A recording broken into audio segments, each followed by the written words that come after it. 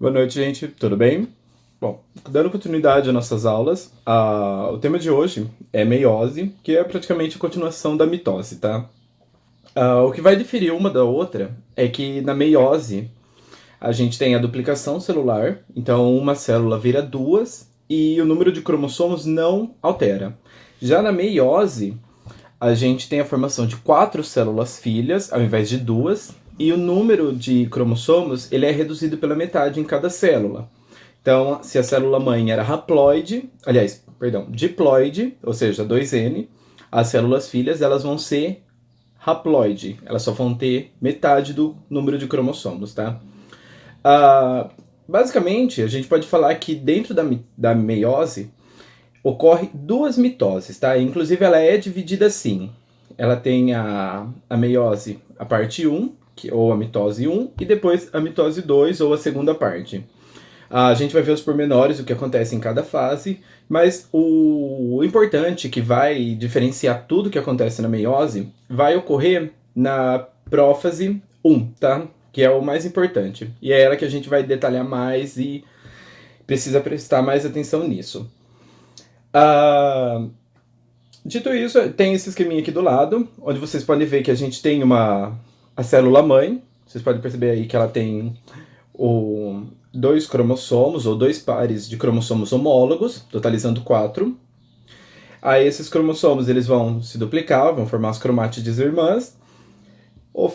Passa pela meiose 1, vai formar duas células filhas, com um cromossomo de cada par. Depois passa pela meiose 2 e vai formar quatro células filhas ao todo, cada uma com um pedaço do cromossomo, ou melhor, uma cromátide irmã.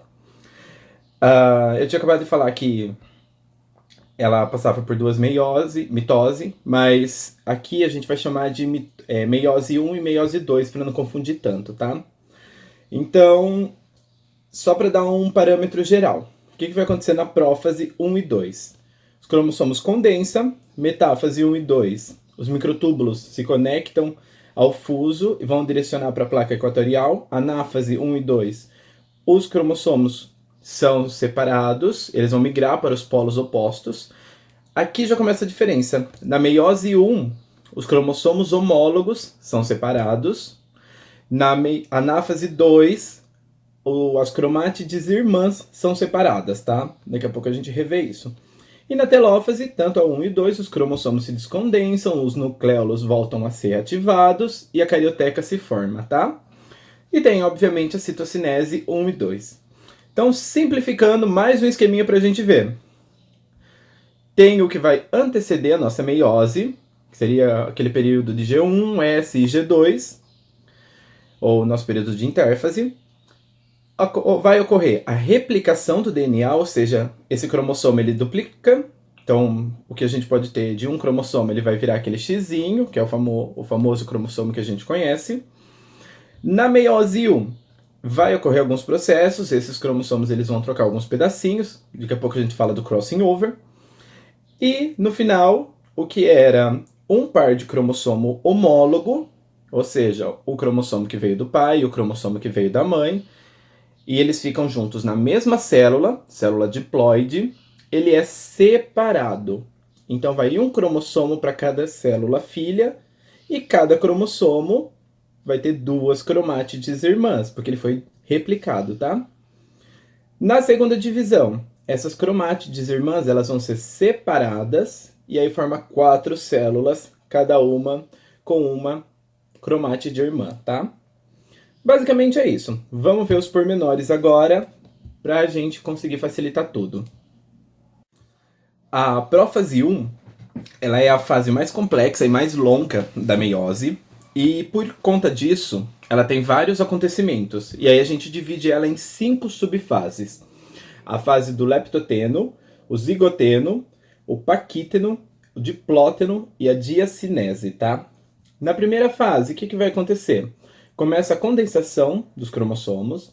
Na segunda, forma os complexos sinápseos, que os cromossomos eles começam a se juntar. Na terceira, vai ocorrer o crossing over, que é uma troca de pedaços. Na quarta, forma os quiasmas, e eles vão começar a ir para as extremidades. E na quinta, é a hora que já tá bem na extremidade os quiasmas, e aí eles vão ser separados. Meu Deus, o que são quiasmas? O que é crossing over? O que é tudo isso? Vamos ver agora, tá? Isso foi só uma pincelada pra gente não ficar tão perdido.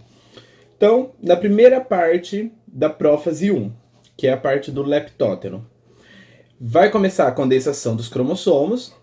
Ele não vai ficar aquele xizinho lindo, maravilhoso, completamente condensado. Ele vai ser um fio, porém esse fio ele vai começar a apresentar alguns pontinhos, que é onde já está mais condensado, tá?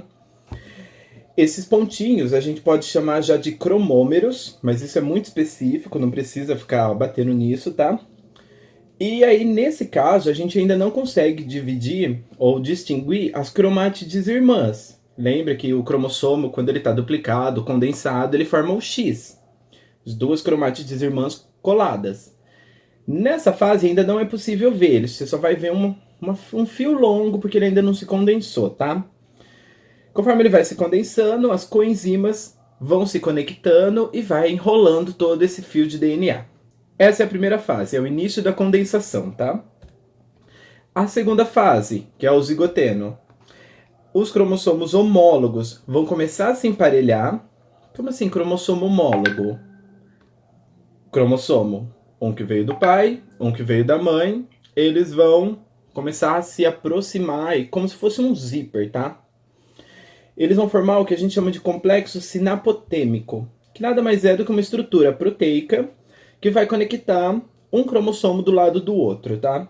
E aí eles vão começar a formar como se fosse um fiozão deles. Na terceira fase, essa ligação termina, e aí a gente vai falar que se formou um bivalente. Como assim bi? Bivalente são os dois valentes de iguais. São os dois cromossomos homólogos conectados. Ou a gente ainda pode chamar até de tétrade. Por que tétrade? Cada cromossomo vai ser formado por quantas cromátides irmãs? Tem uma cromátide, ela duplicou, são duas conectadas. São dois cromossomos homólogos. Então, um cromossomo aqui, outro cromossomo aqui. Ao todo, eu tenho 4 cromátides irmãs. Por isso que eu chamo de tétrade, tá? Então, eu posso chamar de bivalente, quando eu me refiro aos cromossomos homólogos, ou de tétrade, quando eu me refiro às cromátides irmãs. O que vai ocorrer nesse paquítino? Elas já vão estar pareadas, os cromossomos homólogos estão ali pareados, certinhos, e em alguns pontos vai ocorrer algumas quebras, que é o que a gente pode chamar de permutação ou então de crossing over. O que essas quebras? Fragmentos dos dois cromossomos homólogos, eles não se rompem, mas eles se desconectam do cromossomo deles e vai para o cromossomo vizinho, o homólogo. Então, basicamente, eles trocam um pedacinho, tá? Dentro dessa troca, qual que é o pulo do gato aqui? Você faz a variabilidade genética. Se não ocorresse esse crossing over, você iria herdar um DNA 100% igual da sua mãe ou 100% igual do seu pai. Você não ia ter essa troca, essa mudança de material genético. Com essas trocas de pedaço, o que eles estão trocando, na verdade? Genes, alelos e tudo mais, tá? Então, isso vai ser extremamente importante para a gente criar variabilidade genética. Agora eu preciso que vocês lembrem lá da primeira aula nossa, tá? E a variabilidade genética ela vai impedir de que a nossa espécie, por exemplo, entre em extinção por conta de alguma catástrofe, alguma doença. Imagina, por exemplo, se surge uma doença aqui que com facilidade mata todo mundo. Se for todo mundo igual, a espécie está extinta.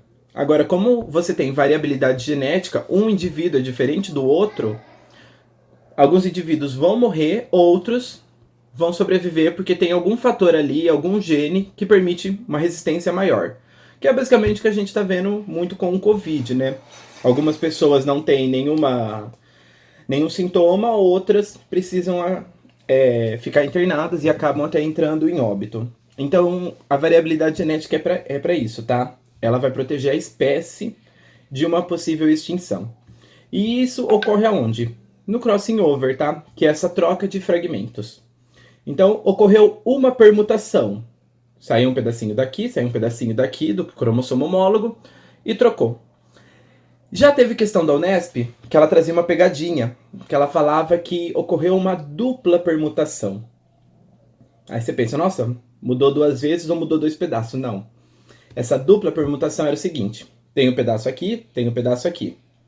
Trocou uma vez, dupla, trocou 2 vezes.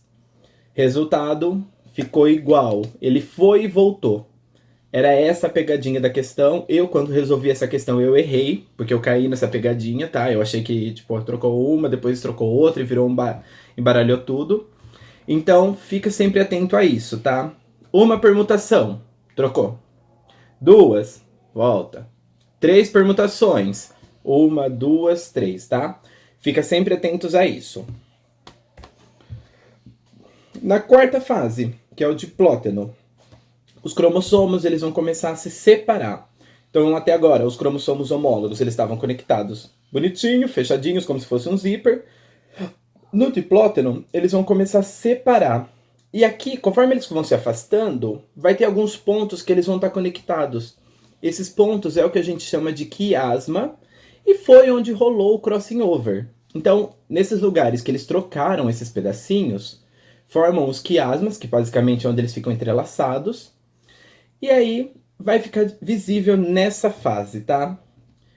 Esses quiasmas são importantes porque eles vão manter os cromossomos conectados até na anáfase 1, depois que passa da metáfase, anáfase e tudo mais, tá? E eles vão, no começo já do diplóteno, até na segunda fase, que é a diacinese, eles vão começar a migrar para o fim dos cromossomos. Então, conforme eles vão se separando, esses quiasmas vão andando, vão passando pelo cromossomo, e eles vão ir para os finais, que é o que a gente chama de terminalização dos quiasmas, tá? E aí, nessa fase, eles já estão bem condensados, eles cortam a síntese de RNA, os nucleolos desaparecem, a carioteca se desintegra e a gente encerra a prófase. Então, resumindo, essas 5 subfases. Começa a condensar e começa a se parear os cromossomos. Eles vão formar o conjunto, como se fossem fechadinhos de zíper. Vai trocar os pedaços, crossing over. Começa a se separar e deixa evidente os quiasmas. Os quiasmas vão para o fim do cromossomo, tá? Conseguimos resumir essa fase. Metáfase 1. O que vai acontecer? A carioteca acabou de se desfazer, os microtúbulos vão se conectar nos cromossomos homólogos, vão formar aquela placa equatorial, que é quando eles agrupam os cromossomos no interior da célula, e vai começar a se preparar para a anáfase, que é a separação. Diferença entre a metáfase da meiose para a metáfase da mitose. Tem essas 2 imagens aqui.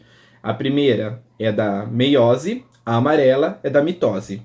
O que vai acontecer? Tá vendo que aqui a gente tem os cromossomos homólogos conectados ali no finalzinho pelos quiasmas.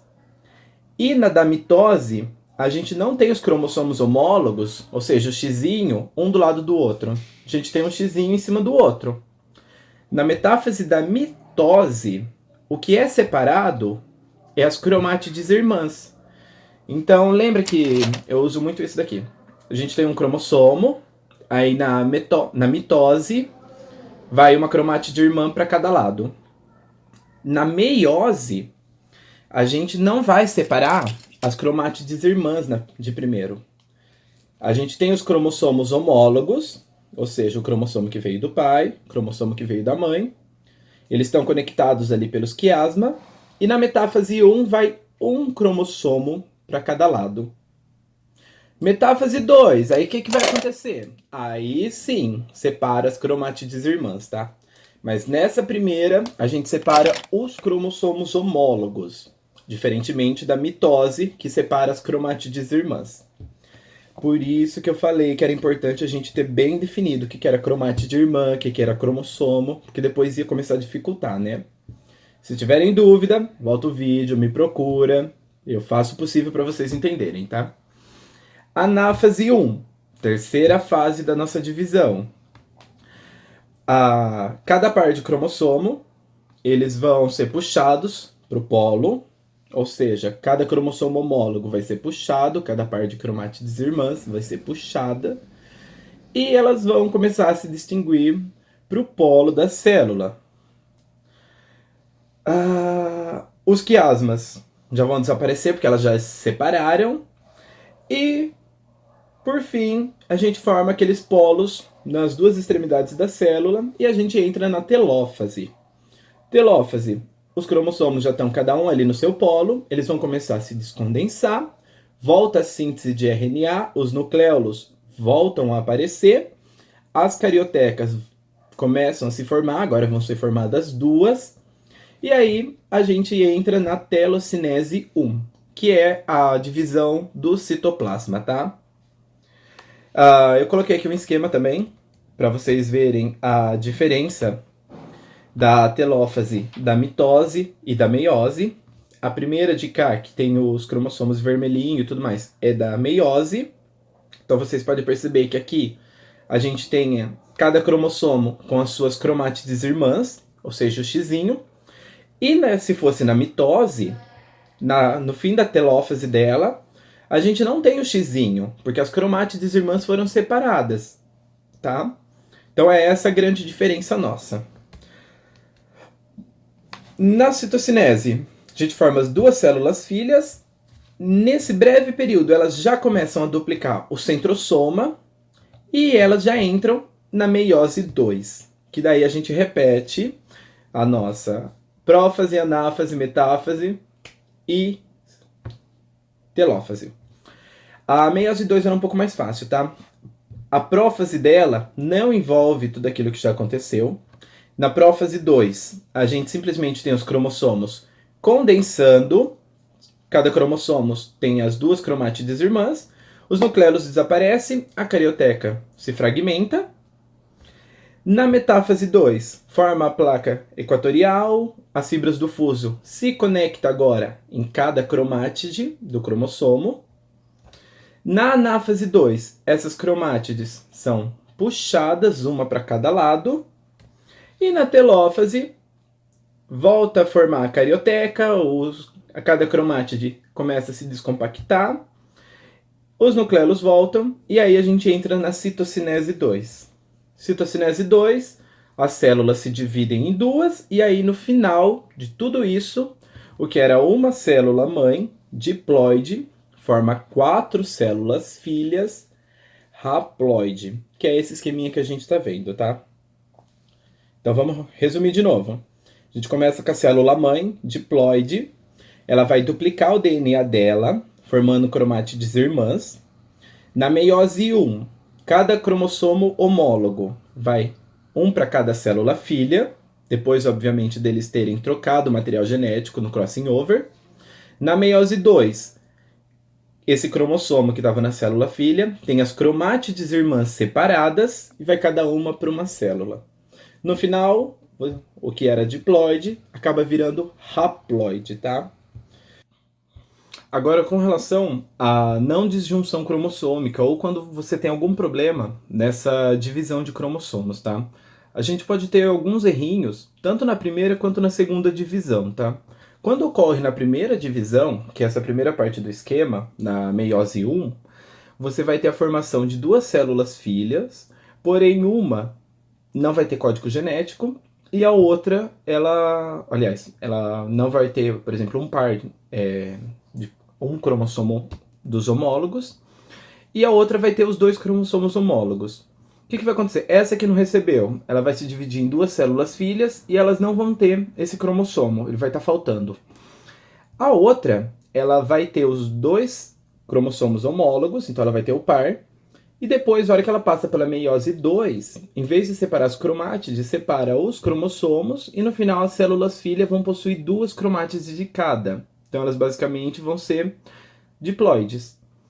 Quando ocorre a fecundação, o que vai acontecer? Os espermatócitos, os espermatozoides, aliás, que não possuíam material genético, vai acabar dando origem a seres monossômicos, ou seja, sem um desses cromossomo, ou se for o gameta que recebeu o cromossomo duplicado, ele vai ser um trissômico, ou seja, ele vai ter 3 cromossomos de cada par. No caso da segunda divisão, a primeira divisão ocorre de boa, aí você tem as 2 células filhas iniciais com um cromossomo homólogo em cada, normal. Aí na segunda divisão, uma divide de boa, cada cromátide irmã para um lado, a outra, um gameta recebe 2 cromátides, o outro gameta não recebe nenhuma. E aí você pode ter 50% dos gametas normais, um gameta que vai acabar gerando um ser monossômico, porque não recebeu nada, e outro gameta, ou seja, 25%, de sair um trissômico, tá? Essa questão a gente volta quando a gente for ver genética clássica, essa questão de porcentagem, formação de gametas e tudo mais, tá? Mas aqui fica um parâmetro só para vocês entenderem como que se dá a formação de gameta e essas possíveis mutações. Agora, aonde que vai ocorrer essa meiose? Nos animais, são nas gônadas de formação de gametas, ou seja, no ovário e nos testículos. Nos fungos, protozoários e na grande maioria das algas, ela é logo na formação do zigoto. Então forma o zigoto, organismo diploide, ele já dá origem à meiose e vai formar um ser haploide, tá? Que é o que a gente chama de meiose zigótica. E algumas plantas e também algumas algas, a meiose ela vai ocorrer quando o ser diploide ele vai gerar esporos, tá? Tanto nos fungos, nos protozoários e nas plantas, eu vou deixar, não vou entrar em detalhes agora, porque isso tem a ver com alternância de gerações e vocês vão ver com a Karina. Então, eu só vou dar essa pincelada e depois ela vem e complementa esse assunto, se é que já não passou por isso. Eu coloquei 3 questões aqui. Essa primeira questão, ela tem 5 gráficos. E vocês vão ter que achar qual é o gráfico que vai representar a quantidade de DNA no núcleo de cada célula do mamífero durante as fases da meiose, tá? Então aqui embaixo a gente vai ter um período de intérfase, meiose 1 e meiose 2, e na outra barra, que é o eixo Y, o eixo X e o eixo Y, isso, a gente vai ter a quantidade de DNA. Essa quantidade de DNA ela vai de 1, 2, quando o ser ou seja, o ser é diploide, 3 e 4, tá? Aí vocês vão ver. Todos eles ali, a maior parte começa no 2, que é o ser diploide, a gente tá falando de mamíferos, já fica a dica. Aí o DNA duplica, depois ele divide, enfim. Tenta adivinhar qual é o gráfico, tá? Na 2, vai falar sobre um casal que estava tendo problemas para gerar filhos. E aí, esse homem foi fazer um exame e ele percebeu que ele tinha uma alteração cromossômica na espermatogênese, que é a formação de espermatozoides, tá? Porém, o seu fenótipo, ou seja, a sua expressão estética fora do corpo, é normal e o desempenho sexual também é normal. Então, o seu problema é na formação de espermatozoide, não no órgão reprodutor. E por conta disso, os cromossomos homólogos não pareavam e a meiose não avançava além do zigoteno, que é a formação lá inicial, na primeira fase, comecinho da meiose. E por conta disso, os espermatócitos, que são as células que vão originar os espermatozoides, que são as células que passam por meiose, degeneravam. Com base nisso, vocês vão falar o que veio no exame do esperma desse cara, tá? E por último, vocês vão analisar essa figura. Ela tem a estrutura 1 e 2. E aí, dá pra gente saber que é um cromossomo na metáfase mitótica. E o número 1 e 2 corresponde a... Vocês vão me responder. Manda pra mim o que vocês acham de cada questão. E aí eu digo se vocês acertaram ou não. E se tiver dúvida a gente tira, tá? Bons estudos, galera. Se cuidem. E até semana que vem.